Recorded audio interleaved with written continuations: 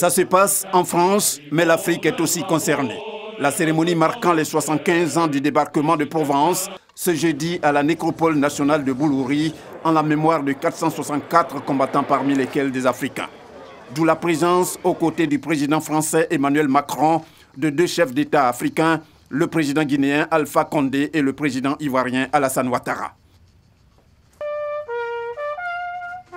Le président de la République de Côte d'Ivoire, en prenant part à cette cérémonie, ne rate donc pas l'occasion de saluer comme il se doit et dans la fierté la contribution des soldats des anciennes colonies françaises à la libération de la France. C'est un moment très émouvant. Le professeur Alpha Condé, mon aîné, s'est exprimé au nom de nous deux. Vous avez entendu l'intensité de son discours et donc la commémoration, la gratitude et la fierté aussi que les Africains de nos pays aient contribué à la libération de la France à un moment crucial. Et donc nous sommes venus pour accompagner le président Macron qui voulait rendre hommage à tous les soldats de l'extérieur de la France, notamment les Africains, mais également d'autres nationalités.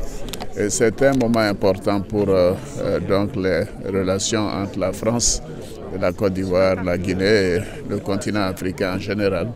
Et nous le remercions de nous avoir associés à cet événement important. C'est aussi l'occasion pour le président français Emmanuel Macron, reconnaissant de rendre un vibrant hommage à ces soldats africains qui, selon lui, ont écrit une page cruciale de l'histoire de France, lui rendant sa liberté et sa dignité. En poursuivant, le président français indique que la France a une part d'Afrique en elle et sur le sol de cette Provence avec le sang de ces Africains versé.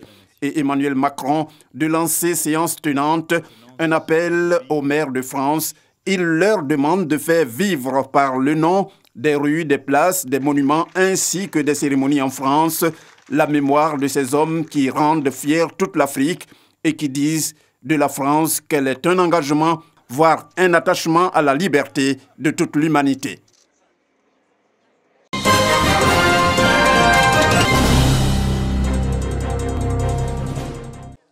La fête de l'Assomption, célébrée à la cathédrale Sainte-Thérèse de l'Enfant Jésus de Bouaké, fête qui commémore la montée au ciel de la Vierge Marie.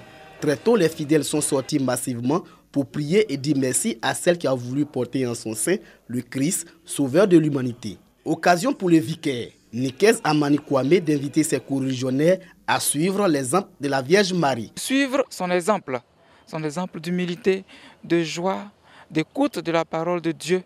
Voilà, elle s'est accrochée au Seigneur, à notre Seigneur Jésus-Christ, pour bénéficier aujourd'hui de cette place.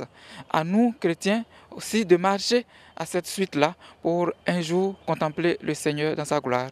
À la paroisse Saint-Pierre du quartier Nembo, le curé Bernard Denguissan, dans son homélie, a exhorté les fidèles à s'approprier leurs valeurs de paix et de cohésion sociale.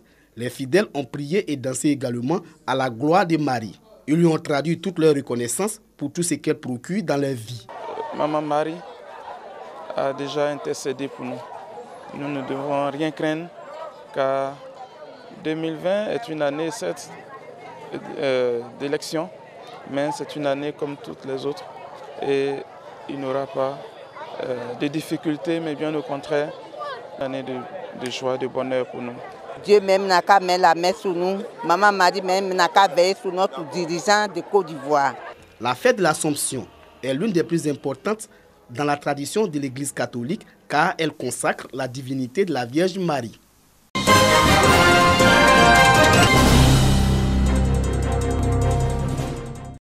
C'est à Porto de Galinhas, un des nombreux sites de la route de l'esclave au Brésil, que la délégation du ministère de la Culture et de la Francophonie débute sa mission. Cet ancien village de pêcheurs de récifs dans l'état de Pernambuco tire son nom de la traite négrière. Ici, malgré l'abolition de l'esclavage dans le pays, ce commerce continuait de se pratiquer.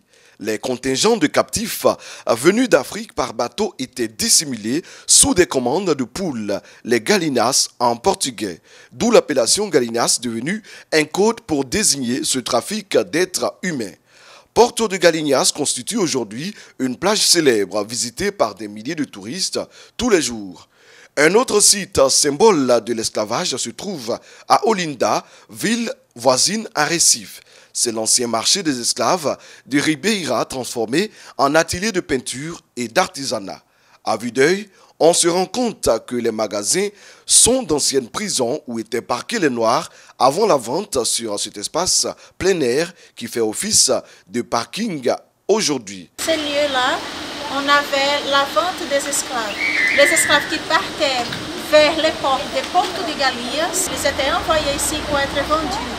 Donc ces lieux-là remontent de 1640. C'est l'année de fondation de ces marchés de vente d'esclaves. Le professeur Toubo Kofi et les autres membres de l'équipe ont eu à Recife des rencontres, d'abord à la fondation Joachim Nabuco. La fondation a été créée en 1849 par l'historien Joachim Nabuco. Pour lui, l'esclavage restera pour longtemps comme la caractéristique nationale du Brésil. Le directeur de cette fondation s'engage à aider la Côte d'Ivoire. Le ministère de la Culture et de la Francophonie bénéficie aussi du soutien de la vice-gouverneure de l'État de Pernambouco.